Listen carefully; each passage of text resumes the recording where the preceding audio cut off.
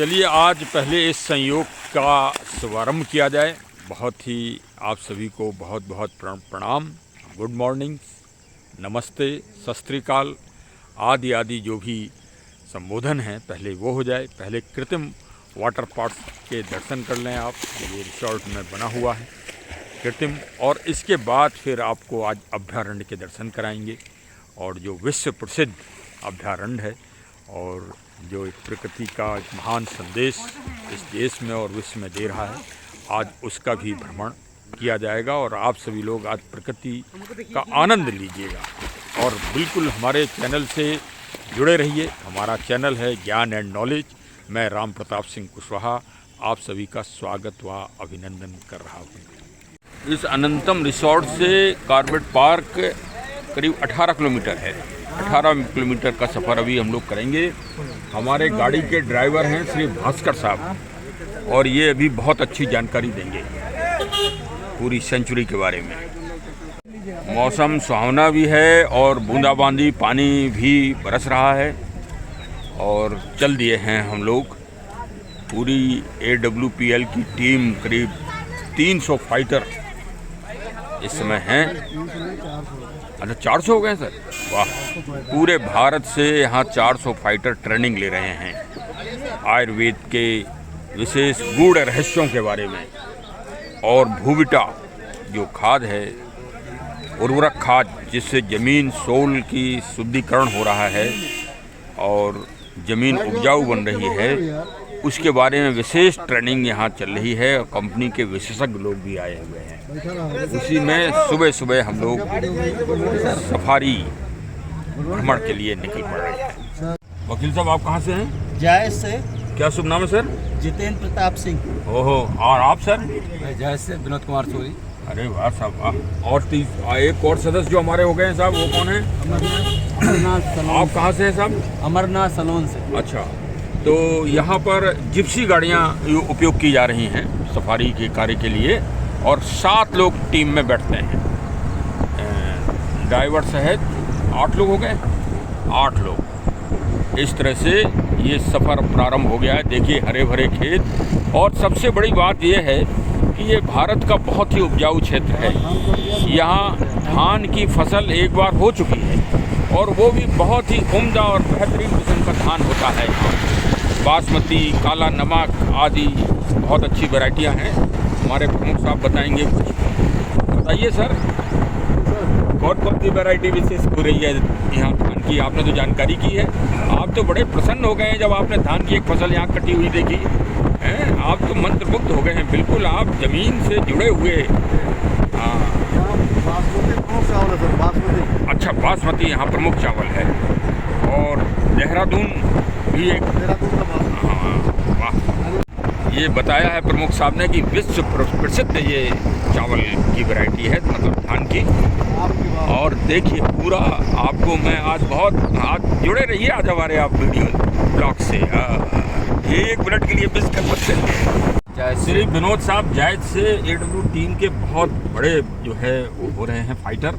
और क्या सर अभी आपको क्या अचीव कर लिया है आपने? मैं गोवा रिचीज किया और गोल्ड भी रिचीज किया है। अच्छा जी, तो गोवा विजिट होगा आपका कंपनी की तरफ से? जी, कंपनी की तरफ से आना जाना फ्री हुआ है, फ्लाइट से। अरे वाह साहब, वाह वाह, आपकी कंपनी तो भाई बल्कि बल्ले बल्ले है। देखिए मैं यहाँ की आपको खुशहाली भी दिखा दूँ के वातावरण के साथ साथ। यहाँ लोगों के रहन सहन में भी बड़ा सुधार है और बहुत ही अच्छे व्यवस्थित रूप से मकान बने हैं। और ये प्रकृति के साथ सामंजस्य है यहाँ पर। ये देखिए, एक तो घुमावदार सड़कें, इनमें भी एक अद्भुत आनंद, और एक अच्छा खासा यहीं से मनोरंजन भी प्रारंभ हो जाता है। और लीची के बागान हैं, बहुत बड़े बड़े बागान हैं। लीची के बागानों के बीच में ये सुंदर सुंदर फ्लैट नुमा आधुनिक शैली के मकान बने हुए हैं। ये प्रमुख स्थान है, रामनगर स्थान कहलाता है। और यहीं से ये उसी पार्क से मिला हुआ है। ये प्रमुख यहाँ का एक नगर है, रामनगर। अब ऊंची ऊंची पहाड़ियों पे एक तरह से हमारी गाड़ी चल रही है और समुद्र तल से ये देखिए फॉरेस्ट विभाग का डिपो चल रहा है और ये दाल सागौन के बहुत ही पुराने दरख्त वृक्ष आपको नज़र आ रहे होंगे और चीड़ है, ये एकदम घना जंगल चालू हो गया है। और अभी देखिए कि इसकी तलाश में हम लोग निकले हैं। आज विदेश कर हमारे श्रीवास्तव साहब निकले हैं। आज मुठभेड़ होती है कि नहीं ये देखना है और जो दिखाई देगा वो कैमरे में आपको दिखेगा ही। अभी फ़िलहाल कटी हुई लकड़ियाँ देखिए और ये संरक्षित की गई हैं। देखिए इस भ्रमण के दौरान मैं आपको एक दुर्लभ जानकारी भी दे दूँ कि जो जंगल बुक लिखी गई है दुनिया की प्रसिद्ध बुकों किताबों में से वो एक है और जिस पर नोबेल पुरस्कार प्राप्त हुआ, उसकी रचना भी इसी जंगल में हुई। मतलब ये आपको जान के बड़ा एक सरप्राइज भी होगा, बड़ा आश्चर्य भी होगा कि रुडयार्ड किपलिंग साहब का पूरा जन्म भी भारत में हुआ, भारत में उन्होंने रचना भी की, भारत में लगभग 40 साल उन्होंने अपने जीवन के उस बुक को लिखने में निकाले। और सत्य बात तो ये है कि भारत की सबसे प्राचीनतम किताब पंचतंत्र का वो रूपांतरण है, कभी भी आप उसे पढ़िए। और पंचतंत्र के सिर्फ 2-3 कहानियों का रूपांतरण लेके उन्होंने नोबेल पुरस्कार प्राप्त किया है। खैर नोबेल पुरस्कार उनको प्राप्त हुआ ये एक बहुत अच्छी बात है, लेकिन मैं विशेषकर भारत सरकार और संयुक्त राष्ट्र संघ से ये अपने ब्लॉग के माध्यम से ये मैं आवाज़ उठा रहा हूँ कि जो पुरस्कार नोबेल पुरस्कार ग्रेट ब्रिटेन के हिस्से में लिखा गया है वो वहाँ से परिवर्तित करके भारत के नागरिक के रूप में उसको अलंकृत किया जाना चाहिए। सत्य बात यह है कि भारत में रहे, उनके माता पिता भी भारत में रहे और पूरा ज्ञान उन्होंने उस किताब को लिखने का भारत से प्राप्त किया। देखिए मैं एक और आपको एक ज्वलंत जो प्रसंग आ रहा है और हमारी टीम के लगभग 8-7 सदस्यों में 5 सदस्यों ने इस बात पर सहमति भी दे दी है। मतलब बहुमत, लोकतंत्र में बहुमत की ही आवाज़ चलती है और वो बहुमत हमारे पास आज आ गया है। आज अभी इस सेंचुरी का, इस पार्क का भारत सरकार को नामांतरण भी परिवर्तित करना चाहिए। ये एक हमको अभी दास्ता और गुलामी का भी अवबोध करा रहा है और मेरी सलाह है कि भारत के जो सेंचुरी हैं वो किसी महिला प्रमुख के ऊपर नहीं है। और आज भारत में अगर सबसे बड़ी कोई पर्यावरणविद हैं और सबसे बड़ी अगर कोई सम्मानीय वो हैं तो श्रीमती तुलसी देवगौड़ा के नाम से इस अभ्यारण्य का, इस सेंचुरी का नाम परिवर्तित होकर उनके नाम को समाहित करना चाहिए। ये पूरी दुनिया के लिए एक महान संदेश होगा।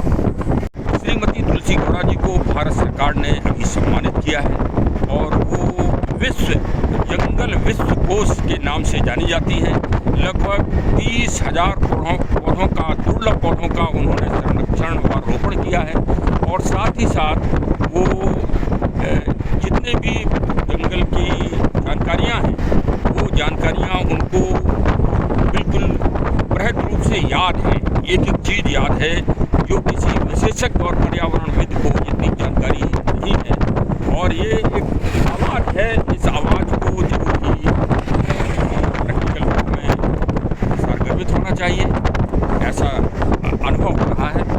ये देखिए कोसी नदी निकल रही है और यहाँ पर गिरजा माता जी का मंदिर है। मतलब गिरजा जी का मतलब आप समझ ही जाएं, माँ पार्वती जी का दिव्य मंदिर है। बहुत ही मान्यता है यहाँ पर इस क्षेत्र में।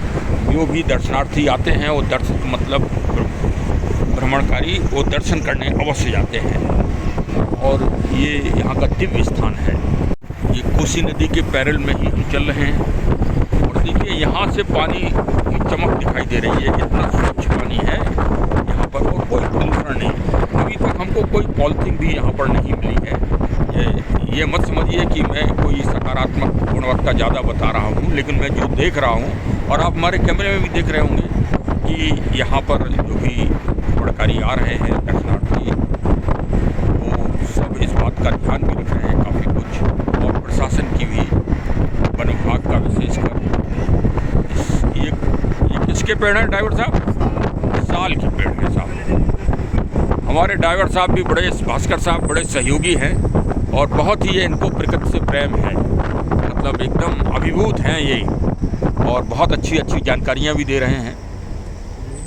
ड्राइवर साहब बता रहे हैं कि साल के पेड़ की उम्र 300 साल है, 300 वर्ष खड़ा, 100 वर्ष पड़ा और 100 वर्ष सड़ा। अब साल के पेड़ के बारे में एक आपको और मैं दिव्य जानकारी दे रहा हूं, जो वास्तव में बहुत ही कम लोगों को जानकारी होगी।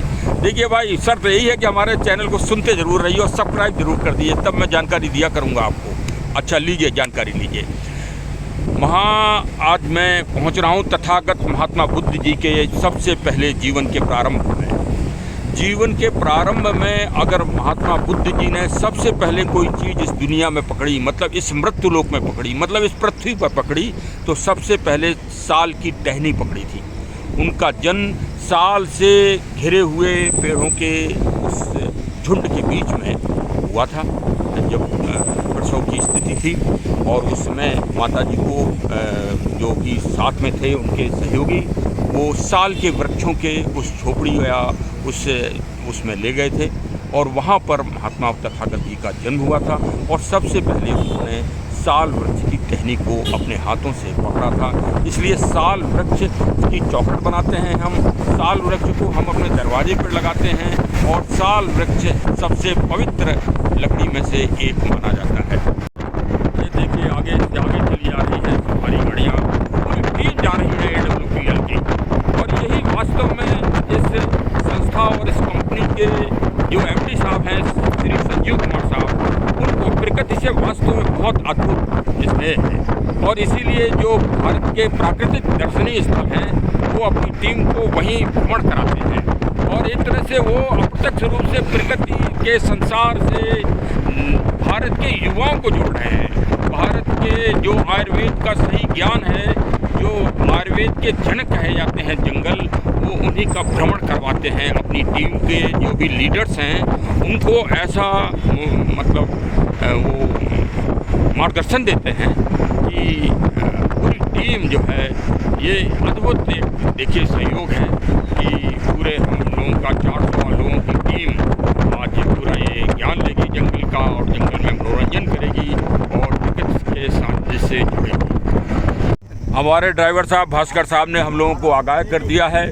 और बताया भी है कि यहाँ पर बियर मतलब भालू और डियर मतलब हिरण यहाँ से मिलना चालू हो जाएंगे और आगे जो है खूंखार जानवर भी मिलेंगे और हम लोग सुरक्षित रहकर अपना सफ़र करें।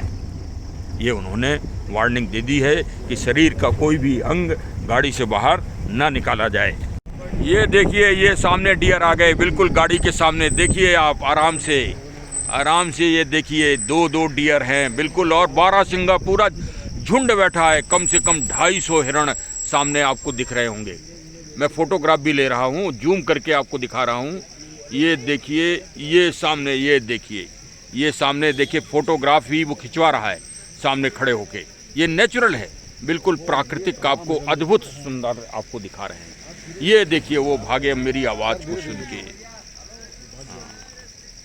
ये देखिए बैठे हुए हैं, आराम कर रहे हैं सब के सब।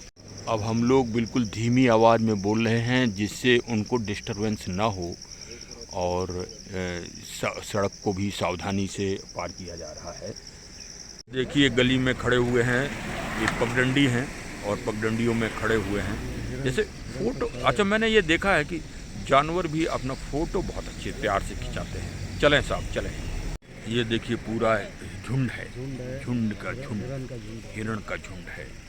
ये देखिए एक बार मुझे एरोप्लेन से सफ़र करने का मौका मिला, मतलब कई बार मिला, लेकिन एक बार जब पहली बार हमने सफ़र किया था तो मन में ये इच्छा हुई कि दिन में देखा जाए कि एरोप्लेन से उड़ते हैं तो कैसा लगता है और रात में देखा जाए तो कैसा लगता है। सौभाग्य से पहली बार ही हमको ऐसा मौका मिला। वही आज भी सौभाग्य है कि बादल भी हैं और पहाड़ भी हैं और प्रकृति के पर्वत और पेड़ पौधों की बनमाला भी है और उसमें देखिए बादल एकदम पहाड़ से आके टकरा रहे हैं और अपनी सुंदरता को और मनोरम बना रहे हैं। ये देखिए ये गेट है, ये देखिए बड़ा सौभाग्य है। आज धनगढ़ी संग्रहालय म्यूजियम है और ये मेन गेट पर आ गए हैं और यहीं से एंट्रेंस होती है। सामने ही देखिए बड़ा दुर्लभ जगह है। और हमारे ड्राइवर साहब ने बताया कि अंदर भी यहाँ पर स्टे करने की व्यवस्था है। लगभग 20-25 हज़ार रुपये चार्जिंग है।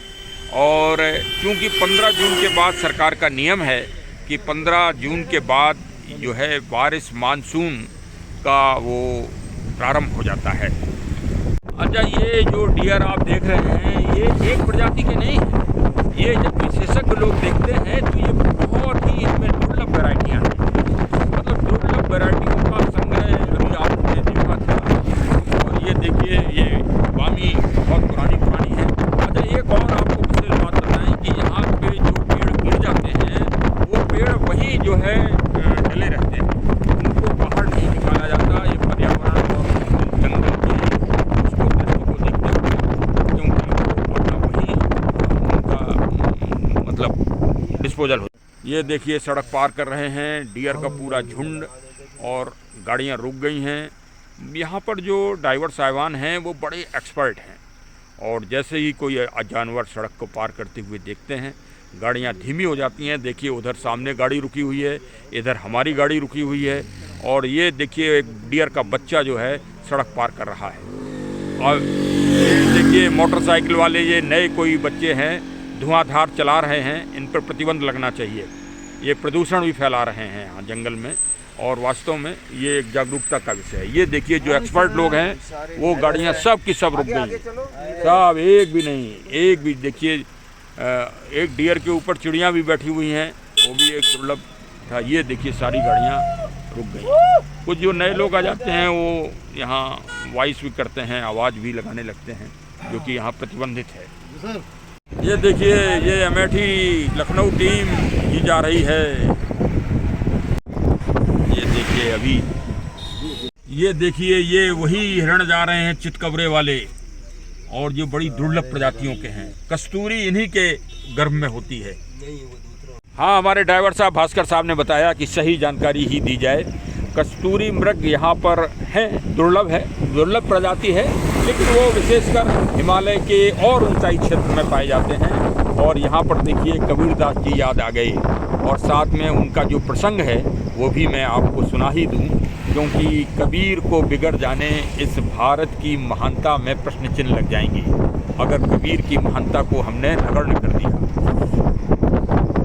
कबीरदास जी की उक्ति भी सुन लीजिए। कस्तूरी कुंडल बसें मृग ढूंढे बनवाएं, ऐसे घट घट राम हैं दुनिया देखत नाए। ये कबीरदास जी का महान उद्घोष है। देखिए जंगल में भाई, जंगल का पहुंचने का मतलब कुछ ना कुछ ज्ञान आपको प्राप्त होना ही है, तो कुछ ज्ञान की परिचर्चा ही हो जाए। क्योंकि भारत के जंगलों में, भारत के वन संपदा के साथ जो है वहाँ पर चिल्लाने से जानवर भाग जाएंगे। ड्राइवर साहब मना करिए सबको। हाँ, तो भारत के जंगलों में एक जो अन्य दुनिया के अन्य जंगलों से अलग विशेषता है कि भारत के जंगल देवभूमि कहलाते हैं। जंगल ही देवभूमि कहलाते हैं। अभी से नहीं, आदि और अनादि काल से इनको देवभूमि कहा जाता है। और यहीं ऋषि और तपस्वी ज्ञान की प्राप्ति के लिए जंगल आते हैं। चाहे वो इस आधुनिक कलयुग काल में महात्मा बुद्ध जी हों, अगर उन्हें भी जंगल में ज्ञान प्राप्त हुआ वृक्षों के नीचे, और चाहे भगवान कृष्ण का प्रसंग हो, चाहे श्री राम जी और पूरी रामचरितमानस में एक अरण्य कांड ही है। वो अरण्य कांड ही ये दिखाता है कि बिगर जंगलों के संरक्षण और संवर्धन के बिगर आप ये समझिए कि मानव का जीवन ही बेकार है। सत्य बात तो यह है, क्योंकि जो प्राणवायु ऑक्सीजन जिससे सारे प्राणियों का और मानवों का जीवन चलता है, उस प्राणवायु का चैम्बर अगर कहा जाए, देखिए आप कृत्रिम चैम्बर ऑक्सीजन अभी आप लेने जाएं तो 1 घंटे का 5,000 रुपये लेता है चैम्बर वाला। जो ऑक्सीजन चैम्बर आजकल आधुनिक फैशन में बन रहे हैं वो 5,000 रुपये लेता है 1 घंटे का, कहीं कहीं 25,000 रुपये है। तो 25,000 में 1 घंटे की ऑक्सीजन मिल रही है। आप अपने जीवन में कितनी ऑक्सीजन का उपयोग कर रहे हैं, जरा इस पर कल्पना करिए। एक विचारक ने बताया था कि एक व्यक्ति मानो जो है अपने पूरे जीवन में 10 करोड़ रुपए की ऑक्सीजन का उपयोग करता है। तो वो ऑक्सीजन यही तो प्राप्त हो रही है, इन्हीं जंगलों से ही प्राप्त हो रही है। इन जंगलों में चैम्बर बनता है ऑक्सीजन का, और वो वायु के वेग से नगर नगर फिर पहुंचता है, क्योंकि वायु जो भारत में है वही अमेरिका में पहुंचेगी, वही भारत के नागालैंड से चल के और भारत के कन्याकुमारी तक वही वायु दौड़ती रहती है। तो इसलिए वायु प्रदूषण को स्वच्छ रखिए और पेड़ पौधों को लगाइए। देखिए, मुझे कुछ बचपन की भी याद आ गई, क्योंकि मेरे पूज्य पिता फॉरेस्ट डिपार्टमेंट में ही थे और मैं उनके साथ छोटी सी उम्र में कभी कभी जंगलों में पढ़ने के लिए आया। एक बार छोटे में बचपन में शेर की भी मैंने दर्शन किए थे, और अभी भी यहाँ देख रहा हूँ कि कहीं बाघ, शेर, चीता, तेंदुआ कुछ मिले आपको तो दिखाया जाए। बताया है ड्राइवर साहब ने कि पिछले साल यहाँ पर एक कैजुअल्टी भी हुई और बाघ और एक व्यक्ति के साथ घटना भी हुई थी। इसलिए सुरक्षा में कोई समझौता नहीं और कहीं भी गाड़ी रोकी नहीं जाती हैं, और प्रयास ये किया जाता है कि सभी लोग सुरक्षित यहाँ पर सफर करें और प्रकृति और पर्यावरण संरक्षण पर कोई चूक नहीं। ड्राइवर साहब बता रहे हैं भास्कर जी कि यहाँ बाघ, टाइगर जो है बहुत आसानी से मिल जाता है देखने के लिए, लेकिन बहुत ही शांत एरिया में रहते हैं। और इस समय अब सफ़र की वापसी हम लोगों की हो रही है, और पुणे में एक बार आवाज़ उठाऊंगा श्रीमती तुलसी गौड़ा जी के नाम से इस अभयारण्य का नाम हो जाना चाहिए, जो वास्तव में इंसाइक्लोपीडिया ऑफ द फॉरेस्ट कहलाती है, और वास्तव में वो इसकी हकदार भी है। और भारत महिला सशक्तिकरण के लिए पूरी दुनिया में एक महान संदेश भी प्रकृति प्रेमियों को, जंगल प्रेमियों को, फॉरेस्ट प्रेमियों को, और सही रूप से हमारी आदि और अनादिकाल की संस्कृति को जीवंत करेगा अगर इस तरह की ये कार्य पूर्ण हुआ और इसका नाम में परिवर्तन किया गया, तो बहुत ही एक श्रेष्ठतम कार्य होगा। अच्छा, एक हादसा भी हो गया। हादसा ये हुआ कि साहब ये बताइए कि ये आपकी आवाज़ सुनेगा कौन? तो मैंने कहा भाई मैं जंगल में सफ़र कर रहा हूँ, और जंगल में एक टिटहरी नाम की प्राणी होती है, पक्षी टिटहरी, और टिटहरी टे टे टे टे करती है। तो कोई उसकी आवाज़ सुने या न सुने, लेकिन पूरा जंगल तो सुनता है, पूरे जंगल में पेड़ पौधे तो सुनते हैं। तो मैं तो इन पेड़ों को भी जीव मान रहा हूँ, ये भी एक मानव की तरह जीव है। कोई मेरी बात सुन रहा हो या ना सुन रहा हो, लेकिन इस सेंचुरी के लाखों और करोड़ों व्यक्ति मेरी इस आवाज़ को सुन रहे हैं, और इस सेंचुरी और इस अभयारण्य का नाम, नेशनल पार्क का नाम बदलना ही होगा। और श्रीमती तुलसी गौड़ा जी से ज़्यादा पर्यावरण के में इस प्रेम और स्नेह और जागरूकता रखने वाला कोई व्यक्तित्व अभी मुझे नज़र नहीं आ रहा है वर्तमान समय में। ये देखिए, नदी के ऊपर पुल बना हुआ है, ये काफ़ी आकर्षण है इसमें, और पुराने उनकी याद बना रही है, एक धरोहर है ये हमारे ड्राइवर साहब भास्कर साहब जानकारी दे रहे हैं कि इन घने जंगलों में हाथी के झुंड भी बहुत बड़ी मात्रा में पाए जाते हैं। और अब जब बारिश आ रही है तो आप समझिए कि इस बारिश के उसमें हाथियों का भ्रमण बहुत ज़्यादा बढ़ जाता है, और हाथियों से सावधान बहुत ज़रूरी है। मतलब हाथी बहुत डेंजर माने जाते हैं। अगर वो बीच सड़क में जैसे निकल रहे हैं और कोई सफारी गाड़ी बीच में आ गई, तो वो किसी भी तरह का हमला भी कर सकते हैं सामूहिक झुंड के साथ।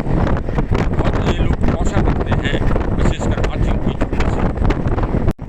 ये हमारे ड्राइवर साहब एक और विशेष जानकारी दे रहे हैं हाथियों के बारे में, कि जब भी कभी हाथी का सामना हुआ है इनका, तो इनका कहना ये है कि साहब अगर गाड़ी में आदमी बैठे हैं तो हाथी हमला नहीं करेगा, और जैसे ही अगर खाली गाड़ी उसने देख ली तो गाड़ी को तोड़ डालेगा, पलट देगा और पूरा क्षतिग्रस्त कर देगा। ये हाथी की एक विशेष खूबी है। इसीलिए हाथी को बुद्धिमान और पुराने हमारे जो युद्ध कौशल में उनका उपयोग होता रहा, और आज भी उपयोग होता रहा। ये देखिए, छोटे से गांव बीच बीच में पड़ रहे हैं नगर, और ये जंगल के बीच में हैं। इनको अपने आप ही जो है यहाँ प्रकृति का सुरम्य वातावरण प्राप्त हो रहा है। ये देखिए, ये SOS ट्रेनिंग हॉल है और अभी से लोगों ने अपनी अपनी सीटें सुरक्षित कर ली हैं, जबकि अभी सुबह 7:30 हो रहा है और ये मीटिंग 10 बजे से प्रारंभ होगी। लेकिन स्थान पाने के लिए आदमी अभी से जागरूक हैं। इसी से आप समझ लीजिए कि SOS ट्रेनिंग का कितना महत्व है और पूरे सारे फाइटर्स एकदम एक एक मिनट का सदुपयोग करना चाहते हैं। आज डॉक्टर श्री अमित दुबे साहब यहाँ विशेष रूप से अपना यहाँ पर जागरूक करने आएंगे और the secret of the success के आज गुण बताएंगे और इसमें सफलता पाने के लिए वो आज विशेष रूप से अपने फाइटर्स लोगों को जागरूक करेंगे। तो चलिए साहब, वो भी अगला सेशन चालू होगा, तब अगले के लिए वेट करिए और हमारे चैनल से अवश्य जुड़िए। बहुत बहुत धन्यवाद। Thank you.